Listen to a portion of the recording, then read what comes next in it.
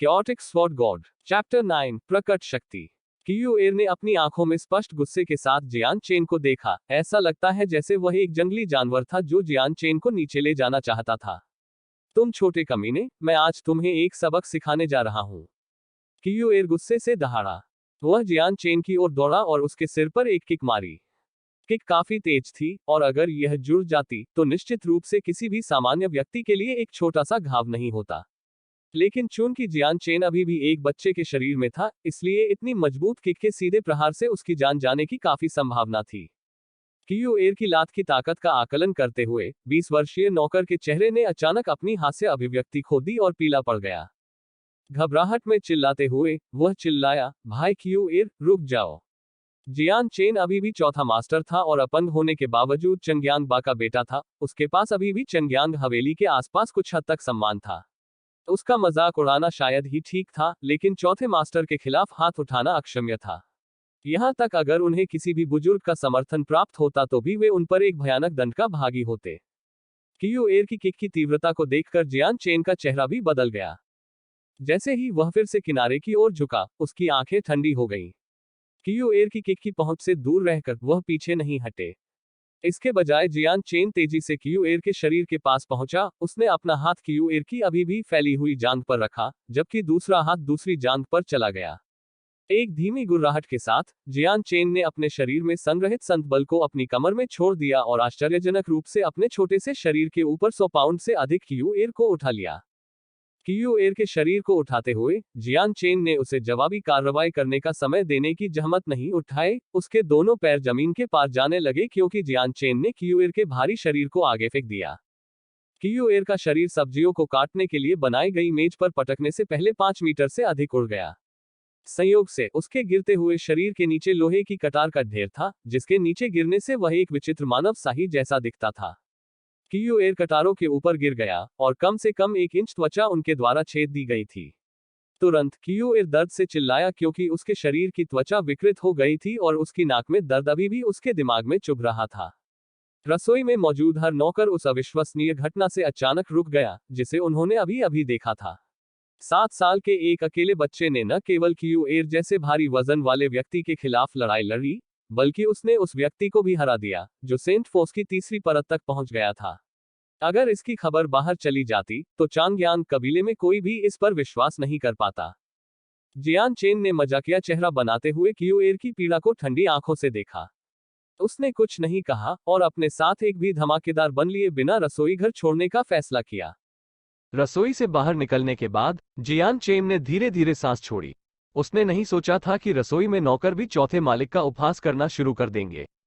अपने दिल से अवसाद को दूर फेंकते हुए जियान चेन ने एक बार फिर चांगयांग मैंशन में टहलना शुरू किया। हवेली इतनी विशाल होने के कारण जियान चेन ने कभी भी इसे पूरी तरह से नहीं देखा था। यहां तक उस जगह के आसपास के दृश्य भी देखने में अच्छे थे, क्योंकि बगीचे बाहरी यार्ड के हर इंच से घिरे हुए थे। कई झीलें थीं और फूलों के बगीचे थे जिनमें बहुत ही दुर्लभ नमूने थे जो कहीं और नहीं देखे जा सकते थे, और उनमें एक मीठी सुगंध थी। चांगयांग कबीले के चौथे गुरु के रूप में जियान चेन जहां चाहे घूमने के लिए स्वतंत्र था। जैसे जैसे वह इधर उधर भटकता, वह महत्वपूर्ण सड़कों और इमारतों में आ जाता, जिनमें कई विशेषज्ञ हर जगह छिपे हुए थे। हालांकि जब उन्होंने उन विशेषज्ञों को देखा तो उन्होंने इसके बारे में और नहीं सोचने का फैसला किया था। आखिरकार वह जानता था कि चंग्यांग कबीला लो सिटी के 4 महान कुलों में से एक है। लो सिटी एक प्रथम श्रेणी का शहर था, इसलिए एक बड़ा कबीला होने का खिताब एक प्रतिष्ठित था। चलते चलते वह अनजाने में एक शांत फूलों के बगीचे के बीच आ गया था। जियान चेन ने यह नहीं देखा था कि उनके तीसरे भाई चंग्यांग के एक लकड़ी की कुल्हाड़ी ले जा रहे थे, क्योंकि उन्होंने उसी फूल के बगीचे में प्रशिक्षण लिया था। हालांकि कठोर जियान चेन की लड़ाई की आंखों में ऐसा लग रहा था जैसे चंग्यांग के बिना किसी विशेष शैली को ध्यान में रखते हुए लापरवाही से कुल्हाड़ी घुमा रहे थे। यद्यपि जियान चेन ने पिछली दुनिया में तलवार के तरीके का अध्ययन किया था, उसने कई अलग अलग कुल्हाड़ी चलाने वाले विशेषज्ञों का अध्ययन किया था और वे कैसे लड़े थे। इसलिए यहां तक जियान चेन भी इस बात से परिचित था कि किसी को कुल्हाड़ी का उपयोग कैसे करना चाहिए, लेकिन जिस तरह से चंग्यांग के इसे संभाल रहा था, जियान चेन अवाक था। इसे प्रशिक्षण कैसे माना जा सकता है? जैसे ही जियान चेन जाने के लिए मुड़ने वाला था, चांगयांग के ने उसे अपनी आंख के कोने से देखा। धीरे धीरे अपनी हरकतों को बंद करते हुए चंग्यान के चेहरे पर मुस्कुराते हुए बुरे इरादे के लक्षण दिखाई देने लगे। चौथे भाई, आ जाओ, तुम्हारे तीसरे भाई के पास तुम्हारे खाने के लिए कुछ कैंडी है, चांग्यान के ने जियान चेन को पुकारा। चंग्यान के शब्दों को सुनकर जियान चेन अविश्वास में लगभग जमीन पर गिर पड़ा। मन ही मन सोचते हुए उसने सोचा, एक 7 साल का बच्चा भी ऐसी लाइन के झांसे में नहीं आएगा। हालांकि जियान अपनी पिछली दुनिया के अनुभवों से अलग इसका हिसाब देना भूल गया था। वो अभी भी एक 7 साल के बच्चे से बेहतर नहीं था। लेकिन उन्होंने चंग्यान की बातों पर कोई ध्यान नहीं दिया और अपना सिर पीछे किए बिना चलते रहे। ये देखकर कि जियान चेन दूर और दूर हो रहा था, चंग्यान को गुस्सा आने लगा। अपने हाथों में लकड़ी की कुल्हाड़ी को जमीन पर फेंकते हुए वह जियान चेन की ओर दौड़ा और आखिरकार उसे पकड़ लिया। चौथा भाई, क्या तुमने मुझे अभी नहीं सुना? चांग्यान ने जियान चेन का रास्ता बोतल में कॉक की तरह अवरुद्ध कर दिया। जियान चेन को घूरते हुए उसका चेहरा गुस्से से लाल हो गया। कुछ गड़बड़ है क्या? जियान चेन ने अपने प्रश्न में ठंडक का संकेत देते हुए चंग्यान को एक शांत नजर से देखा। जियान चेन ने अपने तीसरे भाई के प्रति कोई अच्छी भावना नहीं रखी। पिछले 2 वर्षों में चंग्यान हमेशा जियान चेन को धमकाने के लिए कोई न कोई रास्ता खोजता था, और जब से जियान चेन के अपंग होने की खबर आई, उसके कार्य और अधिक गंभीर हो गए। यदि यह इस तथ्य के लिए नहीं था कि जियान चेन शायद ही कभी बाहर जाती थी, तो चंग्यान के द्वारा जियान चेन को धमकाने की मात्रा 10 गुना बढ़ जाती। हालांकि हर बार जब उसने जियान चेन को धमकाने की कोशिश की थी, तो इसका परिणाम हमेशा असफलता ही होता था और कभी कभी जियान चेन भी उसे धमकाने का एक तरीका खोज लेती थी। इसने चंग्यान के दिल में नाराजगी की भावना पैदा कर दी थी, जिससे वो और भी अधिक बदला लेना चाहता था। चौथा भाई, अपने तीसरे भाई के साथ कुछ मार्शल आर्ट का अभ्यास करने आओ। बात करते समय चांग्यान ने पहले ही जियान चेन को उस जगह की ओर खींचना शुरू कर दिया था जहां उन्होंने अभ्यास किया था और जियान चेन को जवाब देने का मौका नहीं दिया था। चांग्यान वास्तव में इस समय बहुत उत्साहित थे। हालांकि उनकी बुद्धि की तुलना करते समय वो जियान चेन के लिए एक मैच नहीं थे। उन्होंने नहीं सोचा था कि वह ताकत के मामले में जियान चेन से कमजोर होंगे। आखिरकार उसका चौथा भाई मार्शल साधना के मामले में अपंग था और चंग्यान के दिमाग में किसी भी संत बल की खेती भी नहीं कर सकता था। यह उसका बदला लेने का सही मौका था। जियान चेन को चांग्यान के द्वारा जबरदस्ती घसीटे जाने के कुछ ही समय बाद, जहां वह अपनी मार्शल आर्ट का अभ्यास कर रहा था, चंग्यान ने उस लकड़ी की कुल्हाड़ी को उठाया जिसे उसने पहले किनारे फेंका था और फिर जियान चेन से कहा, तीसरे भाई, क्या तुम तैयार हो? मैं अब हमला करना शुरू करने जा रहा हूं। चांग्यान की कोमल मुस्कान को देखकर जियान चेन ने अपनी आंखों के भीतर चंचलता का संकेत दिया। अपनी दोनों हथेलियों को पकड़कर उन्होंने अनजान तरीके से पूछा, तीसरे भाई, आपके हाथ में एक हथियार है। मुझे मत बताओ कि तुम चाहते हो कि मैं तुम्हारे खिलाफ नंगे हाथ लड़ूं? अपने भाई की बात सुनकर चंग्यान एक पल के लिए विचलित दिखे। अपने हाथों में लकड़ी की कुल्हाड़ी को देखते हुए जियान चेन की ओर उछालने से पहले वो केवल 1 सेकंड के लिए झिझक रहा था।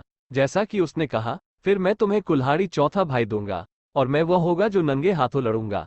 हालांकि कुल्हाड़ी लकड़ी की थी, फिर भी वो 10 पाउंड की थी। 10 साल के बच्चे के लिए भी इसे घुमाना मुश्किल साबित होगा। चांग्यान ने इस बारे में सोचा था और इस कारण से इसे जियान चेन की ओर फेंक दिया।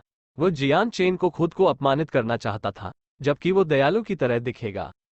जियान चेन लकड़ी की कुल्हाड़ी अपने सामने ले गया और उसका निरीक्षण करने लगा। कुल्हाड़ी बड़ी बेढंगे तरीके से बनाई गई थी। बस कुल्हाड़ी का आकार था, जबकि उसका ब्लेड लगभग नदारद था। यहां तक कि अगर वो किसी व्यक्ति को काटने की कोशिश करता है तो इससे कोई खास नुकसान नहीं होगा। ज्यादा से ज्यादा कुल्हाड़ी अपने पीछे केवल एक पीड़ादायक खरोंच ही छोड़ेगी।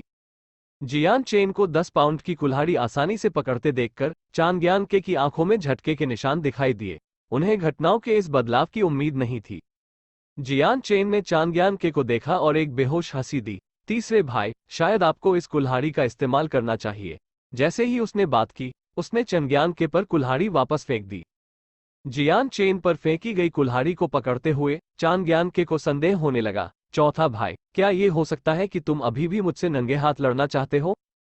जियान चेन ने अपना सिर हिलाते ही हंसना शुरू कर दिया। पास के एक पेड़ को पकड़कर उसने 1 मीटर लंबी शाखा को तोड़ दिया। छोटी टहनियों और पत्तियों को काटकर जियान चेन के पास केवल एक शाखा बची थी। यह मेरा हथियार होगा। शाखा को उठाते हुए जियान चेन धीरे से हंसा। चांग्यान ने छोटी छड़ी को देखा जिसे जियान चेन के हाथ में जल्दी से चॉपस्टिक में बदला जा सकता था और वह हंस पड़ा। वो अब क्रोधित नहीं था, क्योंकि जिस दिन वह जियान चेन को आसानी से हरा पाएगा, ऐसा लग रहा था कि वह और करीब आ रहा है। बिना किसी नुकसान के जियान चेन को धमकाने में सक्षम होने का सपना आखिरकार चंग्यान के लिए आ गया था। इससे वो बेहद खुश होंगे। चंग्यान के ने कुल्हाड़ी को मजबूती से पकड़ लिया। फिर चौथे भाई, तुम सावधान रहना चाहते हो, तुम्हारा तीसरा भाई आक्रमण करना आरंभ कर देगा। ये कहने के ठीक बाद चंग्यान के तुरंत अपने दोनों हाथों में पकड़ी कुल्हाड़ी के साथ जियान चेन की ओर झपटा और फिर उसे जियान चेन पर गिराने की कोशिश करने लगा। ये कुल्हाड़ी घातक घाव देने में सक्षम नहीं थी, इसलिए चंग्यान के ने पीछे हटने की जहमत नहीं उठाई और अपनी पूरी ताकत से झूल गया। कुल्हाड़ी को चकमा देते हुए जियान चेन के पैर एक दूसरे को पार कर गए। अपनी पेड़ की शाखा को भयानक गति से झुलाते हुए शाखा अचानक शक्ति में और अधिक भयावह हो गई थी। यहां तक कि जियान चेन का व्यवहार अचानक बदल गया था। जैसे ही वो आगे बढ़ा, सामान्य रूप से सुरक्षित शाखा उसके हाथों में एक घातक तलवार बन गई। जियान चेन अविश्वसनीय गति के साथ तलवार को घुमा रहा था। चांग्यान के को मुकाबला करने के लिए लगभग कोई जगह नहीं छोड़ रहा था, जब अंत में पेड़ की शाखा ने पहले ही खुद को चंग्यान के गले पर रख लिया था। तीसरे भाई, तुम हार गए।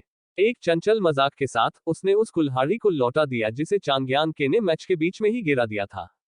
चांग्यान के केवल अपनी गर्दन पर पेड़ की टहनी को घूर सकता था और उसकी आंखों में अविश्वास चमक रहा था। उसने पेड़ की टहनी को हिलते हुए बिल्कुल भी नहीं देखा था। जब तक उसकी आंखों ने हलचल के संकेत देखे, तब तक मैच खत्म हो चुका था।